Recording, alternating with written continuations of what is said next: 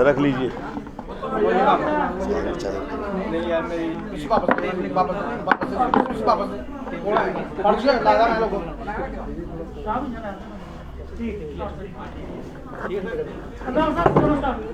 पत्रकार बंधुओं, आज ये जो हमने प्रेस कॉल में stone crushers owners association Jammu Kashmir की तरफ से प्रेस कॉन्फ्रेंस बुलाई है, इसमें विषय पे आने से पहले मैं अपने साथियों का परिचय करवा दूं। हमारे साथ हमारे तवी बेल्ट की नुमाइंदगी कर रहे हमारे साथी श्रीमान विजय शर्मा जी, कश्मीर से हमारे दोस्त और हमारी एसोसिएशन के सीनियर साथी नज़ीर अहमद मीर साहब, जिनका पुलवामा में स्टोन क्रशर्स हैं, सांबा बेल्ट को और कठुआ बेल्ट को रिप्रेजेंट कर रहे हमारी एसोसिएशन के सीनियर साथी देव चौधरी जी। साथियों,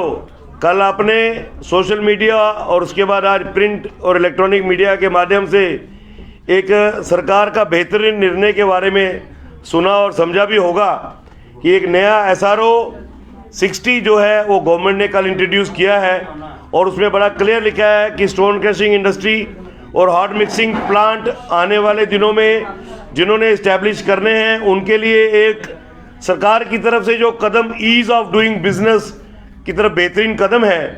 क्योंकि इससे पहले आपको पता है कि 19 जुलाई 2017 को एक SRO आया था 302, और SRO 302 और धारा 302 में ज़्यादा फर्क नहीं है। ये जिन लोगों पे SRO जबरन लागू किया जा रहा था उन लोगों ने महसूस किया है। अब किन परिस्थितियों में वो SRO आया उस पर मैं नहीं जाऊंगा, लेकिन हमारी एसोसिएशन ने एक टीम की तरह इसको LG साहब तक पहुंचाया और LG साहब के माध्यम से चीफ सेक्रेटरी साहब और उनकी टीम ने इस पर बड़ी कड़ी मेहनत की, माइन्यूटली इसको स्टडी किया कि SRO 302 क्या है कि जिसकी वजह से इतना बड़ा बवाल बन गया और इससे हम कैसे निजात पा सकते हैं। मैं आपके माध्यम से सबसे पहले आभार व्यक्त करूंगा हमारे ऑनरेबल लेफ्टिनेंट गवर्नर श्रीमान मनोज सिन्हा साहब का, जिन्होंने शुरू से ही कहा है कि जम्मू कश्मीर के अंदर एक बेहतर वातावरण, एक ईज़ ऑफ डूइंग बिजनेस का मैं वातावरण लाने का प्रयास कर रहा हूं, और उनकी इस शब्दावली में इस SRO का जाना और नए SRO 60 का आना बहुत बड़ा रोल निभाएगा, जिसके लिए हम आभार व्यक्त करते हैं श्रीमान मनोज सिन्हा जी का और उनकी पूरी टीम, हमारे चीफ सेक्रेटरी श्रीमान BVR सुब्रमण्यम साहब, हमारे principal secretary industries and commerce के श्रीमान मनोज द्विवेदी जी, जिन्होंने बड़ी मान्यूटली इस SRO को तैयार किया और पिछले SRO की कमियों को ढूंढा, हमारे एडवाइज़र बशीर अहमद खान साहब, जिन्होंने हमारी पीड़ा को समझा और पूरी टीम के साथ डिस्कस किया, और इसके अलावा एक टीम कंस्टिट्यूट की गई थी under the leadership of commissioner secretary forest Shrimati Sarita Chauhan, जिन्होंने हमारी रिक्वेस्ट के ऊपर जब वो पूरी टीम बैठती थी तो हम, क्योंकि स्टेक होल्डर्स थे, हमारे साथ भी बैठना हुआ, हमने उनको बारीकियों से बताया कि SRO 302 क्या है और इसका जाना कितना ज़रूरी है। और हम सैल्यूट करेंगे इस पूरी टीम को जिन्होंने बड़ी मान्यूटली इसको स्टडी किया और इस टीम के साथ एक बेहतरीन रोल निभाया स्टेट पोल्यूशन कंट्रोल बोर्ड की टीम, उनके चेयरमैन हमारे मेंबर सेक्रेटरी श्रीमान BM शर्मा साहब, जिन्होंने जो जियोलॉजी एंड माइनिंग का गवर्नमेंट ऑफ इंडिया का एक्ट है 1957, उसकी बारीकियों को समझ के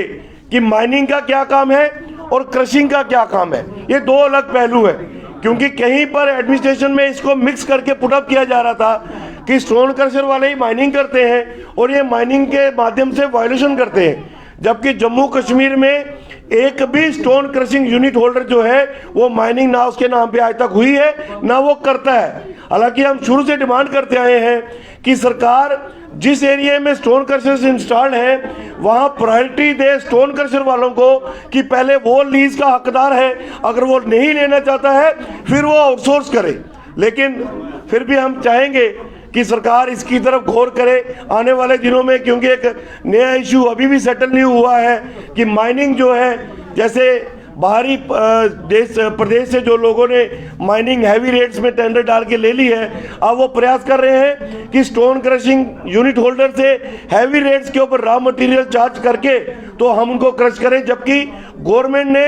MSP तय की है कि रॉ मटेरियल के ऊपर किस रेट से वो चार्ज कर सकते हैं। इससे ऊपर हम माइनिंग के जो लीजेस हैं, जो कंट्रैक्टर्स हैं, कोई भी यूनिट होल्डर उनको पैसे नहीं देगा। जो गवर्नमेंट का रेट है उसके मुताबिक ही वो हमसे चार्ज करें। हम रॉ मटेरियल उनके सोर्स से उठाएंगे और क्रश करके मार्केट को रीजनेबल रेट पे जैसे पहले देते थे वो देंगे। लेकिन मैं आज की प्रेस कॉन्फ्रेंस के माध्यम से, जैसे मैंने पहले भी कहा कि एलजी साहब और उनकी टीम जिन्होंने बड़ी मेहनत की है, हमारे डायरेक्टर इंडस्ट्रीज, हमारे डायरेक्टर जॉर्जी माइनिंग, उन्होंने भी पूरी टीम के साथ कोऑपरेट किया और पूरा डायरेक्टर ऑफिस से लेके सेक्रेटरीट तक सब ने माइन्यूटली इस पे डिस्कस करके कि 302 की क्या कमियां थी उसको ख़त्म करके नया एसआरओ लाया है। और हम यकीनन कह सकते हैं कि स्टोन क्रशिंग इंडस्ट्री की जो नई पॉलिसी 2021 की आई है, आने वाले दिनों में इस इंडस्ट्री को बूस्ट मिलेगा और यकीनन ये एक इकोनॉमिक को भी मजबूती मिलेगी